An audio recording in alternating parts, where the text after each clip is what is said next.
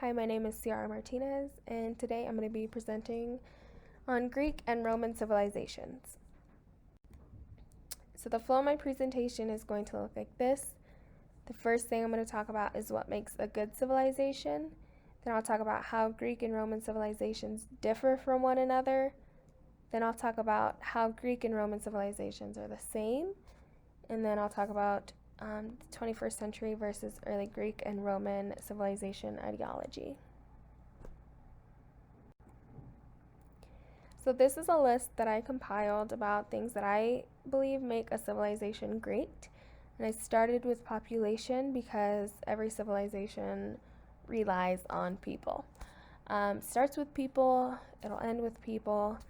I also put the word steady in there because I believe that if your population is too small, then you might not be as successful as if you may have been if you were to have a larger population. But you also don't want to have a super large population because then you might run into the conflict of having a lack of resources or a lack of space. I also believe that good leadership is very important, as well as laws and social conduct. And the laws don't necessarily have to be as strict as they once were, but I believe that having laws in place is a necessity just to keep things in order. I also believe that education is very important, as well as geographic location. And when I talk about geographic location, I mean, is the civilization situated next to a body of water, which is super important in regards to trade, and then also how is the climate in that location, since civilizations also heavily rely on agriculture. Also, economic stability and religious freedom is very important, having a strong military for protection and political stability. So now I'm going to talk about what made Roman and Greek civilizations different from one another. And the first thing I'm going to talk about is the type of rulers. So Roman civilization was ruled by what's known as the Roman Republic. And within that Roman Republic were different tiers, which I'll go into. So at the very top, so the head of government, you had two consuls, and they were the ones who acted as judges. And then under them you had the Senate. And then under them you had the assembly, which was the plebeians. And then they were the ones who elected the two consuls. And they also were the ones who voted on the laws that were suggested by government officials. And then in Greek civilization, you primarily saw democracy. In regards to art, Greek and Roman civilization differed in that aspect because Greek art aimed for perfection in their work, and Roman art aimed for that realism or aimed to be more realistic. Another difference is the roles that women played in each civilization. So in Roman civilization, women were responsible for managing the household and rearing children. And in Greek civilization, women weren't actually considered citizens and they had very minimal rights. So now that we talked about things that made them different, we'll talk about things that made them the same. So both were polytheistic, so that means that they held the belief that there was more than one god. Some of the traded goods were also the same, so both traded olive oil and olives and wine and grapes. And they were both also situated near a body of water, which again is very important for trade and also for agriculture. They also had a pretty similar climate.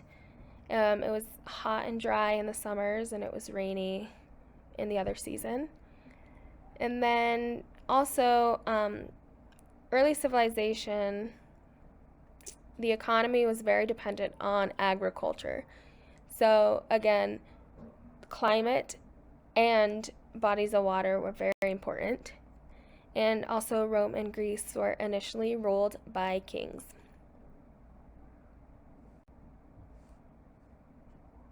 So, in the 21st century, there are some things that are different and there are some things that are a little bit similar, but these are the ones that I chose to speak about. So, the first thing that I believe is the biggest difference is women's roles in society. So, back then, as I spoke about, women were primarily responsible for maintaining household duties, also having children, raising children. But in today's society, we see women in more high power positions and more women working outside of the house and even choosing to not have children than we did back then. And we also aren't penalized for being outside of the home. Another difference is the form of government that we see today. So, in today's society, we see more of a democratic republic type of government. So, what I mean by that is we've pulled ideas and policies and practices and beliefs from both sides and we've kind of enmeshed them together to make one big thing, one big government, which seems to work for us. And then also, social structure is different. So, although we do have a social hierarchy, so we do still see high class, middle class, low class, we are pretty much equal. Whereas, in the past, people who were in some of the lower classes were enslaved and lived very, very hard lives. And I'm not saying that lower class people in today's society don't either, but it's not as severe of consequences as in the past. And the last thing is art. So I believe this is actually one of the similarities because we do still see both forms of art in today's society. So we see art that's super, super perfect, and we also see art that's more abstract. And I think that that's always going to just follow us for future generations. And that is my presentation. I hope you guys were able to learn something new from this presentation, and I hope everyone's staying safe. Thank you.